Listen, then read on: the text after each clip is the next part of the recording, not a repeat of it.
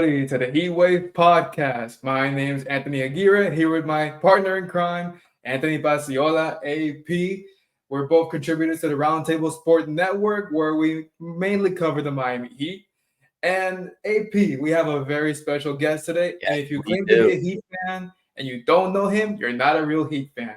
In his 22nd season as a broadcast member of the Miami Heat, his fifth in as a radio commentator, play-by-play, and he's also part of the FanDuel Sports Network as a TV host and, of course, courtside reporter. You may know him for his Emmy Award-winning Inside the Heat series, and of course, in 2019, he was named National Basketball of Black Journalist Sports Task Force Journalist of the Year, along with many, many more accolades in this business.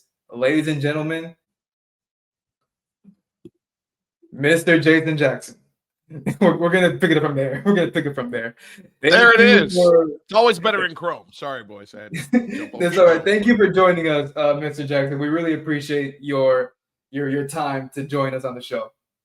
It's an absolute pleasure to be here with you. You were kind enough, like a gentleman and a scholar, to walk over and shake my hand and put a face with a number in my phone. So it's an absolute pleasure. You were raised right, young man. Thank you so much, sir. We're big fans of yours. Of course, you are a well-respected and a hardworking man in this industry, and it's our honor. It's truly our honor. So we'll kick things off right away. Of course, the Heat season off to a pretty good start. Of course, there was some uncertainty to begin the season. Of course, first season without Jimmy Butler, new pieces in Norman Powell, Simone Fontecchio. Of course, you're expecting bigger leaps from younger players. What are your takeaways so far early in the season? First of all, it's fun. I'm having a ball. I need oxygen to call these games. There's too many possessions. And then we're playing a bunch of these teams that also want to play fast. And so I kid Reed and all the Eric Reed I'm referring to, and everybody who calls games on television, they're cheating. They have pictures that move.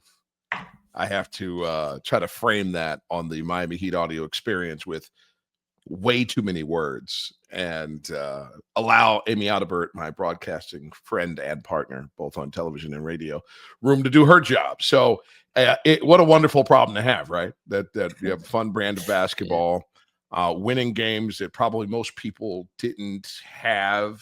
Somebody put up, I don't think it was the team. Somebody put up, where do you have the Heat after 10 games? And there was a lot of snarky numbers out there. I look at everything, by the way. Nothing gets by me. I'm out here like a sentinel on the gate, man. I'm always checking out what's flipping around in the ether. And there are a lot of 3 and 7s, a lot of 4 and 6s, but here's the team at 6 and 4. Probably with a couple wins. Let's call it the Clippers win and the Knicks win that people didn't consider as possibilities when doing that, I can't even say it. It's so terrible. Prognosticating. Which is a tough job. It is somebody's job to do that. I'm just imagining you all do some of that sometime, to forecast something that you haven't seen yet. I'm so glad that's not my job. I get to see things in real time, talk about them in real time, get these wonderful invitations to kind of give perspective on the backside. I prefer that job better than trying to tell people what I think is in my crystal ball, or having to dig in people's lives and personal business. Those are two things I can't stand about sports. And so to be a real-time, live, compensated expert observer of something is a much more enjoyable play. That is a long answer to tell you I love it and I'm having a great time. Anthony, I'll spin that question right back to you. What's been your biggest takeaway so far, this Heat team? How efficient they've been on offense. This is a relative, like, this franchise in recent years hasn't been as efficient, especially from 3-point range, and they always finish in the bottom in terms of percentages, makes, even pace. It's been a whole different shift, and the fact that anyone can step up, no matter, we've already lost some bodies. Bam's obviously out for now 3 games. Tyler's been out to start the season. We know we're waiting for him to get back. But we see guys like Jaime, Nico, Drew Smith even of course, take bigger. Drew Smith is take my bigger hero, by the way. That's Oh my hero. yeah. He's literally my What a guy.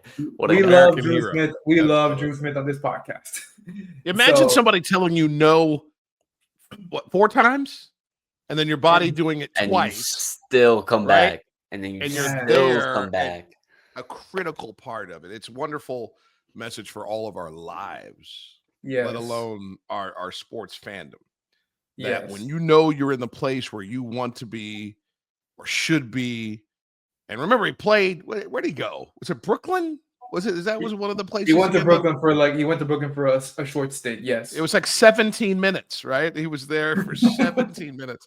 But he reeks of heatdom, right? The man knows what he wants. The man knows where he wants to be.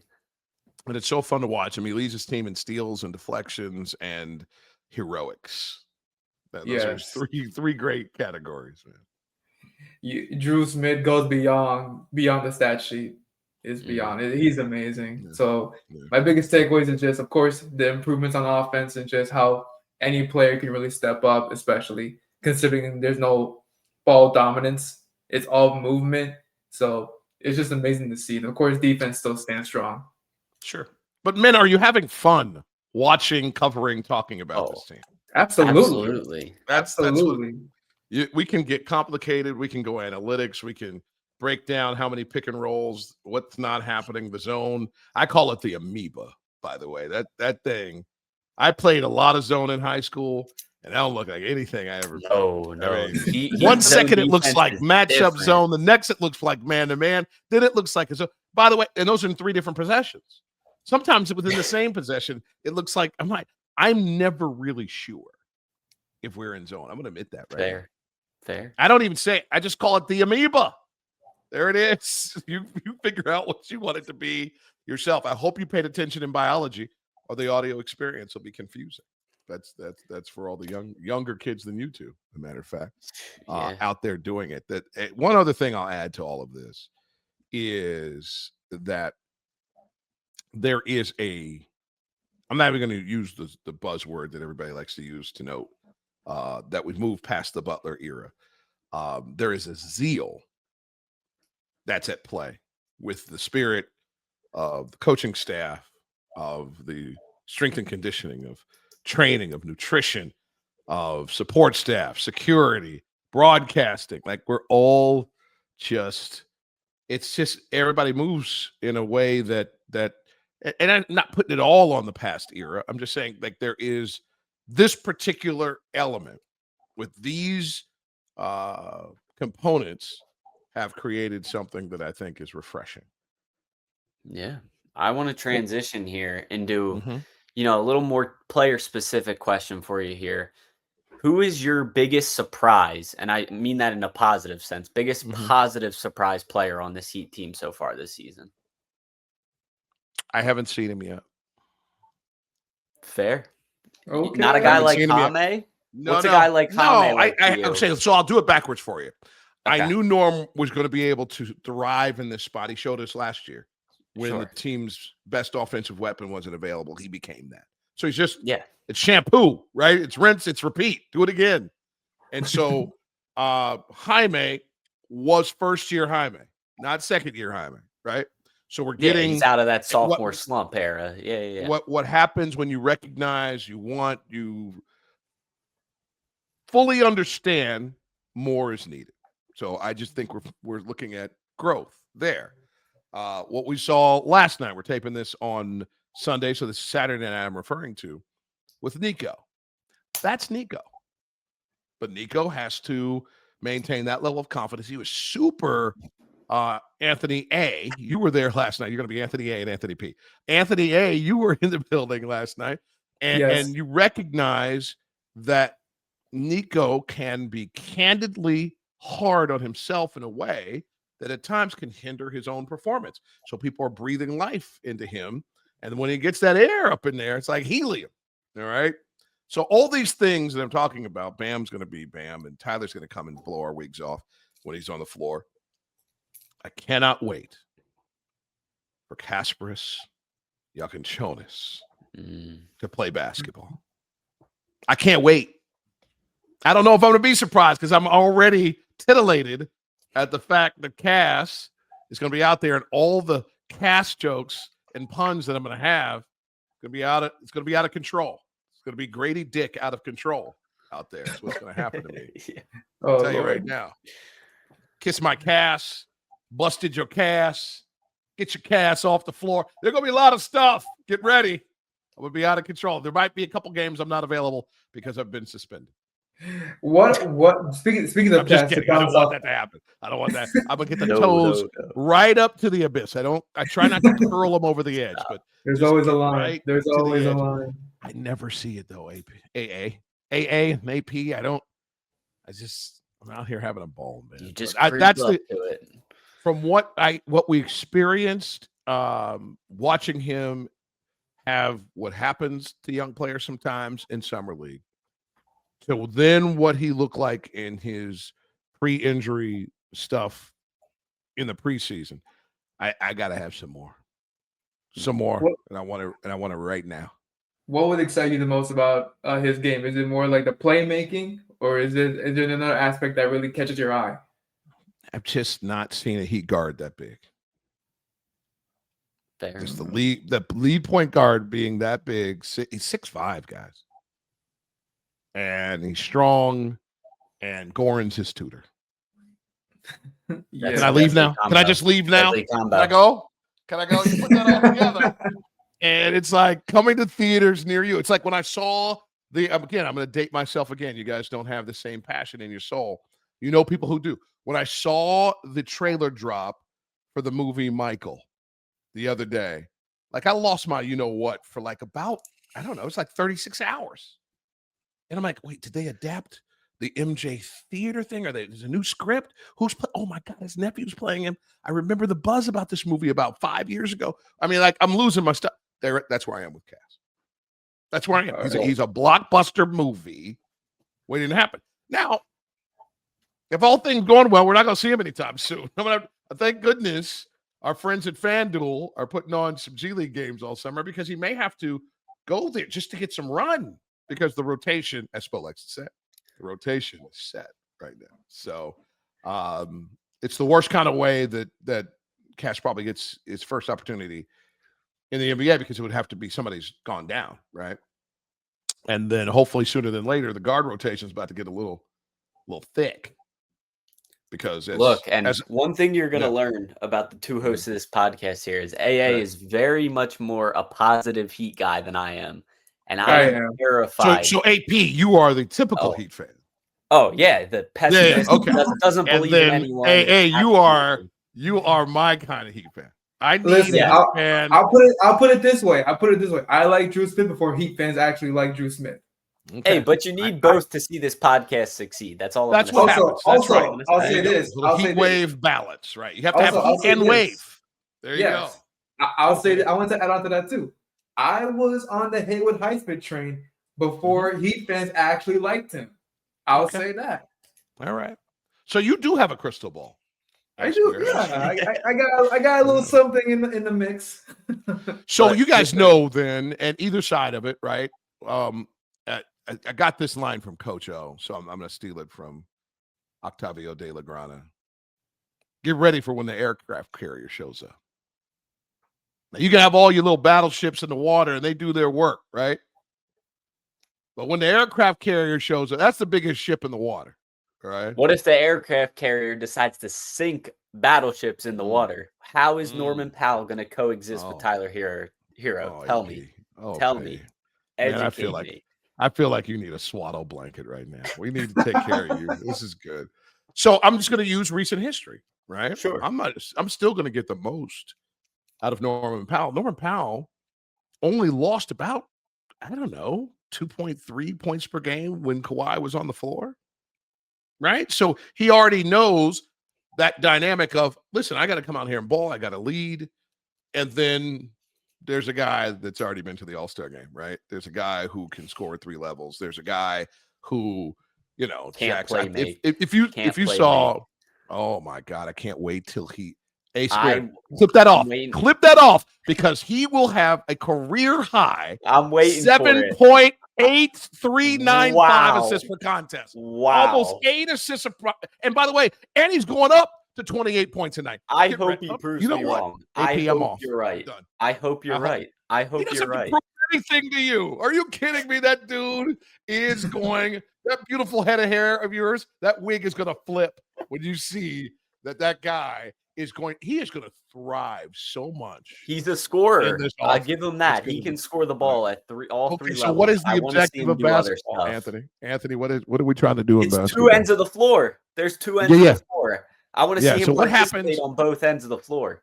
Okay, so okay. There's a lot of energy here. I want to help you though. I want to help you. I want to be the calamine lotion of this experience. All right. I'm here to soothe. It's to soothe. When you put the ball in the basket more than the other team does, you win. But how can you stop that other team from putting the ball in the basket? Everybody has a job, Anthony. Everybody has a job. I don't know. I'm a big two-way guy. That's the other thing you learn about me. I like two-way basketball players. That's great. That's awesome. You show me the two-way guys that are off the charts. There's only so many of them. Best player in the game don't play defense. Best player in the game. Best player on the planet game this year does not play defense. Absolutely. I would make an argument Giannis is the best player in the league. Giannis is not the best player in the NBA. Top 5. Hey, that's a whole nother debate. That's a whole. I'm not going to debate you. I'll fight you in a parking lot over it. We'll crack bottles and just go after it. Like it's the West Side. Bring out the pots and pans. Bring out the pots and pans. Oh my God, man! There's nobody better than the Joker.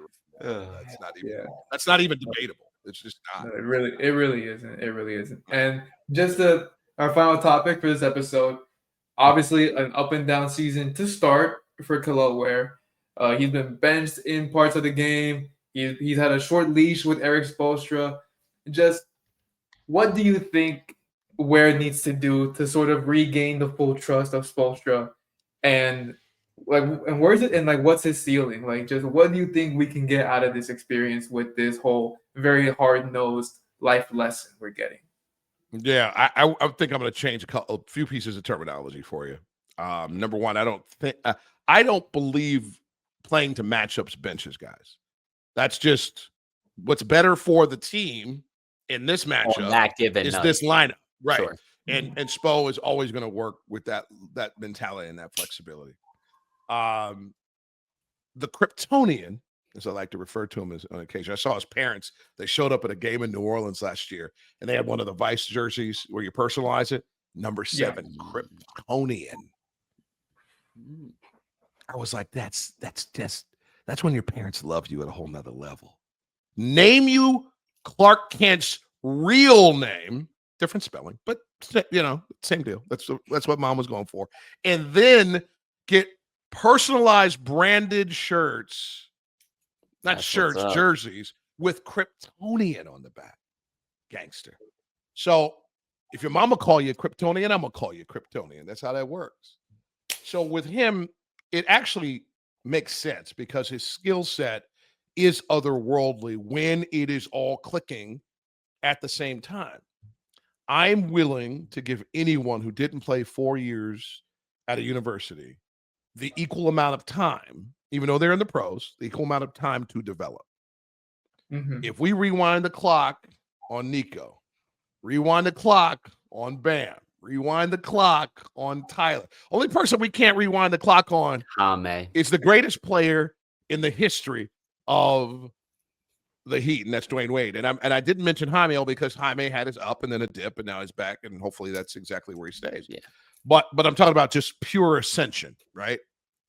There's just going to be, when you don't stay and play, and now more than ever, I think, and it's weirder than ever, and you don't play at your level for the extended period of time that's available to you, you're now developing still, but you're in the 12 feet. You're not this is like learning how to swim, and you don't know how to swim. So we're going to just throw you on the 12 feet, and you're going to just try to figure it out. Spo says it all the time. They are coaching him heavily. His teammates are encouraging him heavily. He likens it to drinking out of a hose. I'm from Ohio. We call it the spigot. when you turn the spigot on, the faucet for everybody else, turn that spigot on too hot. And he's coachable. He's not fragile mentally.